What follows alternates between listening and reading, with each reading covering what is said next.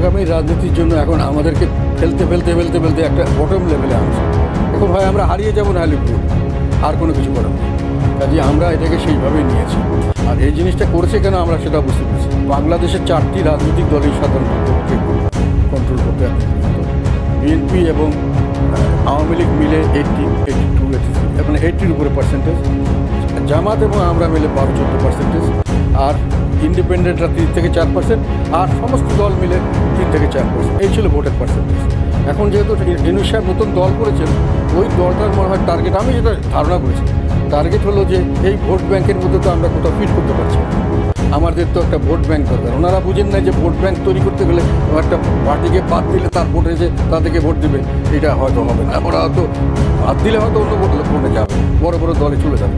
একটা দলকে গড়ে তুলে এবং তাকে সেই বিশ্বাসযোগ্যতা আনা, একটা লোককে সেই দলে আসা, এরশাদ সাহেবের জন্য এখনও মানে মানে এত বয়স্ক হয়ে গেছে, মারা যাচ্ছে, তা বলে লাঙ্গল ছাড়া আমি কোথাও ভোট দেবো, আমি লাঙ্গলের লোক ছাড়া কারোর সঙ্গে আমার ছেলে মেয়ে বিয়ে দেবো না, এই ধরনের লোক তৈরি হয়েছে। সেই ধরনের মানুষ পজিশনে যেতে একটা দলের এত সহজ হয় না। আমরা জাতীয় পার্টি দেশের জন্য ভালো কাজ ছাড়া কোনো খারাপ কাজ কোনো সময় করছে। এই এক্সাম্পল চ্যালেঞ্জ করলাম, আমি করেছি, তখনও করেছি যে আমাকে দেখান নির্বাচন থেকে যে বাদ দেবেন, কী কারণে বাদ দেবেন একটা দেখান তো। কেউ দেখা সত্যিকারের সময়, সরকারের সময় আপনাদের কার্যালয়ে ভাঙচুর হলো বা আপনাদেরকে নানা রকমের বাধা দেওয়ার চেষ্টা করা হলো। এখন পরিস্থিতিটা আসলে কেমন? আপনারা বলেছেন একটা নির্বাচন হলে হয়তো একটা স্থিতিশীলতা আসবে, একটা রাজনৈতিক দল ক্ষমতায় আসলে একটা দেশের পরিস্থিতি, আইন শৃঙ্খলা পরিস্থিতি ঠিক হবে। এখন কি সেই আইন শৃঙ্খলা পরিস্থিতি এমন ঠিক হয়েছে, বা আপনারা কি আগের একটু স্বাভাবিক রাজনীতি এখন করতে পারছেন? এখন পর্যন্ত স্বাভাবিক রাজনীতি আমরা করতে পারছি। আমাদের শরীফুল ইসলাম জিন্না 3বার এমপি ছিল, এবারও আমাদের এমপি পদে দাঁড়িয়েছিল, কিন্তু সে দাঁড়িয়ে উদ্র করেছে বলে আমার লোককে এবং আমাকে যে ধমকি দেওয়া হচ্ছে যে কোনো সময় অ্যারেস্ট করবে, আমি করতে পারছি না। আমরা বলেছিলাম যে না, তুমি করো, তোমার জন্য কোনো অসুবিধা হবে। কিন্তু আর দুর্ভাগ্যক্রমে আমরা দেখলাম যে 12ই ফেব্রুয়ারি নির্বাচন হলো, 26শে মার্চ বা 24শে মার্চে তাকে অ্যারেস্ট করা হবে এই গভর্নমেন্ট। এবং এখন পর তাকে 10টা মামলা দেওয়া হয়েছে, সব জুলাই কানেক্টেড, আগের সব জুলাইয়ের পরে দেওয়া হয়েছে। আর বললাম যে 3জন অ্যারেস্টেড ছিল, একজন কোনো ক্রমে বেরিয়েছে, আর 2জনকে এখনও জামিন দেওয়া হয়নি। তারা এখনও প্রায় 1.5 বছর থেকে, একজন 6 মাস থেকে, আরেকজন প্রায় 2.5 বছর, মানে দেওয়ার পরেই ধরেছে তাকে। টিপু, সে 2-3বার এমপি ছিল, পপুলার লিডার আমাদের গোলাপ কিবরিয়া টিপু, বরিশালে, তাকে এখনও জামিন দেওয়া হচ্ছে। এই একটা করে কোনো মামলা ছিল, তার ধরে শোন অ্যারেস্ট করে একটা মামলা, পরের জন্য আবার জামিন হয় আর একটা শোন, এখন তার এগেনস্টে নাকি 13টা না কটা মামলা দিয়ে রেখেছে। তো আমাদের অত্যাচার এখন চলছে। এবং এই ছাত্ররা এখন, আমি এটা মনে করি যে এখন ছাত্ররা দিন করতে পেরেছে, ছাত্র বা সকল ছাত্র যারা ছিলেন আগে নেতা করতে পেরেছিলেন, কারণ তাদের পিছনে সরকার ছিল।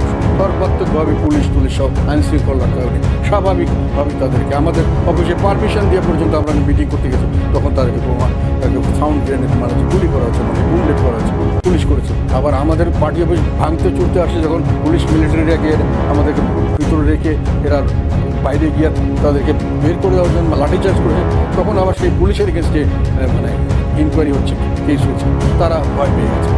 এই ধরনের পরিস্থিতি ছিল জন্য এরা এতটুকু করতে মাফ করতে সাহস করেছে। মাফ করার পিছনে তাদেরকে যথেষ্ট মদত দেওয়া হয়েছে, কিন্তু এখন তারা মাফ করতে গেলে ওই সমর্থনটা তারা পাবে না। সবচেয়ে যেটা বড় বিষয় আমি লক্ষ্য করছি, তাদের উপর জনগণের যে একটা তাদের প্রতি আকর্ষণীয় বলে তাকে সমর্থন, এইটা এখন almost minus, not only minus. সরকার যদি অন্যায় জিনিস চালিয়ে যেতে থাকে, তাহলে অন্যায়ের প্রতিকার হবে, স্বাভাবিকভাবেই হয়, এটা সবসময় হয়। কোনো সময় বেশি লাগে, কোনো সময় কম লাগে। এখন এনারাও যদি করেন, ওনাদেরকে সলভ করতে, আমরা বেঁচে আছি, বেঁচে। এখন এই মুহূর্তে সংসদটা আসলে দেখছেন, আপনি বিরোধী দলীয় নেতা ছিলেন, এই মুহূর্তে আপনার সেই বিরোধী দলের আসনটা বাংলাদেশের জামাতে ইসলামী সেখানে বসছে।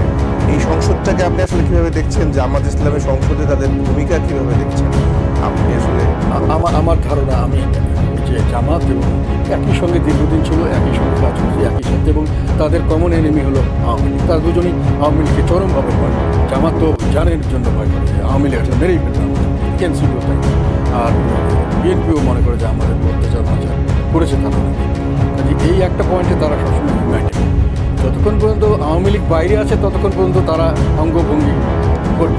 এই যেটাকে বলা যায় যে আমাদেরকে বলছিল না পোষা বা কী বলবো, গৃহপালিত এইটাই গৃহপালিত ওরা কোনো মেজর কজ যেগুলোতে সত্যিকার অর্থেই তাদের দাঁড়ানো দরকার, যেমন এখন একটা প্রশ্ন এসছে হামের ব্যাপারে, তারপরে একটা প্রশ্ন এসছে বাণিজ্য চুক্তির ব্যাপারে, আমেরিকার সাথে চুক্তি বা বিভিন্ন দেশের সঙ্গে যে চুক্তি হচ্ছে সেগুলোর ব্যাপারে যে প্রশ্ন এসছে, এগুলোতে কিন্তু শক্তিশালী কোনো ভূমিকা বিরোধীরা দিচ্ছে না।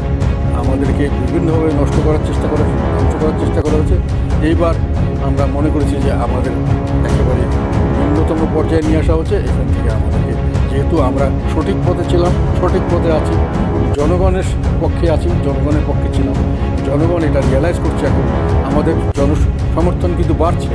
কাজে এটি আমাদের সময় সঠিকভাবে দাঁড়িয়ে কাজ করার, এবং আমরা করি তার জন্য যে কোনো ঝুঁকি আমরা নিতে রাজি আছি। জাতীয় পার্টি আসলে জুলাই সনদের ভবিষ্যৎ আসলে কীভাবে দেখে, এবং বা যদি বলি যে 5ই অগস্টের যেই পেছনের যত গ্লানি, পেছনের যত রকমের চাওয়া আকাঙ্ক্ষা, বৈষম্যমুক্ত সমাজ চাওয়া, 5ই আগস্টকে জাতীয় পার্টি এখন এসে কীভাবে মূল্যায়ন করছে, জুলাই সনদের ভবিষ্যৎ আসলে জাতীয় পার্টি কীভাবে দেখে? জুলাই সনদের কোনো ভবিষ্যৎ নেই, দীর্ঘদিন আগে আমি বলেছি, লিখেছি, আমার আর্টিকেল ছাপা হয়েছে। কেননা এনারা এটা করেছেন সব দল মিলে ঐক্যমত, সেই ঐক্যমতের মধ্যে ওনারা আমাদেরকে ডাকেন। আমি হলাম বাংলাদেশের, এবং আমাদের দল যেটা অ্যাজ ইউ সে সব সময় সব পার্লামেন্টে আমরা ছিলাম, এবং আমি সবচেয়ে কী বলবো অ্যাক্টিভ পার্লামেন্টে ছিলাম। আমি সব বিভাগে কথা বলতাম প্রথম থেকে শেষ পর্যন্ত, কোনো বিষয় নেই যেখানে সাবজেক্ট উঠেছে যে কাদের সব বক্তব্য দেয়। সেইখানে আমাদেরকে বাদ দিয়ে আওয়ামী লীগের মতো একটি বড় দল, যেটা সবসময় একটা, বললাম তো আওয়ামী লীগের বিএনপি একটা যে কোনো একটা না থাকলে, আমি আওয়ামী লীগের সময় বলেছেন বিএনপি বাদ দিলে আপনার ইলেকশন হবে না, এটা ওয়ান সাইডেড ইলেকশন, এটাকে ইলেকশন হবে না, সবকালকে না যাওয়া পর্যন্ত ইনক্লুসিভ ইলেকশন হবে, পার্টিসিপেটিভ হবে, হয় না। যদি কোনো অর্ধেক লোক দিয়ে আপনি ঐক্যমত কমিশন করেন, অর্ধেকেরও কম লোক নিয়ে, যেটা আমি বললাম যে মাত্র 2 কোটি লোকের যদি আপনি সমষ্টিগত এটা সিদ্ধান্ত, সেখানে আপনি যেটাই সিদ্ধান্ত করেন, যতই ভালো সিদ্ধান্ত করেন, এটা বাস্তবায়িত হলেও এটা টিকবে না। যে আপনারা যেটা বাদ দিয়েছেন নিজের ইচ্ছা মতো করবেন, এবং গণভোটের কথা বললেন, এটা তো সবচেয়ে বড় একটা ব্লাফ, সরি ফর সেই ইস্যু, আমার কাছে মনে হচ্ছে এই জন্য বলছি প্রতারণা। আমি আগে বলেছি গণভোটটা তারা দুটো কারণে করেছে। গণভোটে হাঁ দেখিয়ে তাদের যে কোনো ম্যান্ডেট নেই, এটা তারা দেখাবে ম্যান্ডেট আছে, দেখানোর পরে অন্তর্বর্তীকালীন সরকার এবং এনসিপি যেটা দল আছে, যেটুকু আমি মনে করি ওনারাও একই সঙ্গে, এবং জামাত, এটা মিলে এনারা সরকারি ছিলেন, ওনারা সরকারি কন্ট্রোল করেছেন, এটা সরকারি দলই বলা যায়। সেই সরকারি দল আরও 4-5 বছর সংসদে থাকতে চেয়েছে, এবং এই জুলাই সনদ বানিয়েছেন, ওটাকে দিয়ে যদি 2/3 মেজরিটি না হতো তাহলে বিএনপিকে বলতেন তোমাদের ক্ষমতা দেওয়া যাবে না। যেহেতু আমরা জুলাই সনদের জন্য একটা ম্যান্ডেট পেয়েছি, কাজে এই ম্যান্ডেট বাস্তবায়ন করা পর্যন্ত আমাদের লাগবে। এই ম্যান্ডেট বাস্তবায়ন করতে তাদের পাত্রই চলে। গঠনতন্ত্র কোনো দেশের, এই যে শাসনতন্ত্র, কোনো দেশে আইন কানুনের কোনো খারাপ কিছু থাকে না, এটার ব্যবহার এক এক দেশ এক এক জিনিস এক একভাবে ব্যবহার করে। অনেক জিনিস আমাদের সংবিধানে ভালো ভালো জিনিস ছিল, আমরা অপব্যবহার করছি। ভারত করে, ভারত ইলেকশন কমিশন ঠিক রেখেছে, জুডিশিয়ারি ঠিক রেখেছে, তাদের একটা অন্যান্য দেশ অন্যভাবে ঠিক, আমরা ঠিক রাখতে পারিনি। আমরা একসাথে এই যখন সরকারে গেছি, আমরা পার্লামেন্টকে আমাদের কুক্ষিগত করেছি, তারপরে আমরা বিচার বিভাগকে কুক্ষিগত করেছি, তারপরে যখন দেখেছি যে লুটপাট করে এখন অনেক টাকা পয়সা হয়ে গেছে, এখন আমি ক্ষমতা ছেড়ে দিলে তো আমি বিরাট বিপদে পড়বো, তখন ইলেকশন কমিশনকে কুক্ষিগত করেছি। এখন এই সিস্টেমগুলোকে ওনারা যেটা গণভোট বলছেন, এই গণভোটের মাধ্যমে ওনারা থাকতে চেয়েছিলেন, গণভোটে হাঁ না ভোট করে ওনারা কেউস সৃষ্টি করতে চেয়েছিলেন। আমি মনে করছি যে এটা তারা ব্যর্থ হয়েছেন, এবং এই গণভোট এখন যেটুকু এগ্রি করেছেন এবং যতটুকু বিএনপি বাস্তবায়ন করবে তাদের সময়কালে যদি পারে করতে, একটি জিনিসও টিকবে না, ভালো জিনিসও টিকবে না। পরবর্তীকালে আবার রিভাইজড হবে, হয়তো ভালো জিনিস থাকবে, কিন্তু এটা আবার রিভাইজড হবে। দেশের বেশিরভাগ লোককে বাদ দিয়ে যে সংস্কার করবেন, সেই সংস্কার কখনোই টেকসই হতে পারে না।